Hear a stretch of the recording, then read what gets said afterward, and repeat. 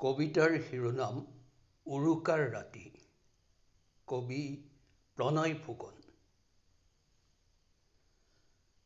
সৰুপোনাৰ মাক আজি উৰুকাৰ ৰাতি, কাৰ কাৰণে পুৰিলি ইমানবোৰ পিঠা? ভাবিছ নেকি পুতেৰে আলফুলে বুকুত বান্ধিছে ৰাখি তোৰ ভাল পোৱা?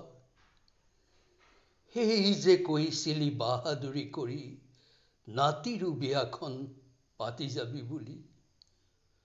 পুতেৰৰ বিয়াৰে দেখোন জোৰোণ দি নাপালি। ক'ত বিচাৰি পাবি সিহঁতক আজি?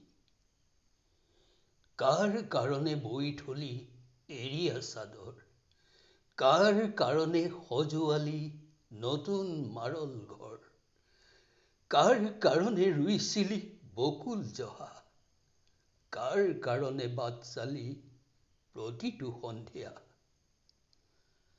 নাকান্দিবি, মই জানো এয়া নহয় তোৰ পৰাধান চপোৱা কঁকালৰ বেথা। এই বেথাত তোৰ উদং বুকুৰ।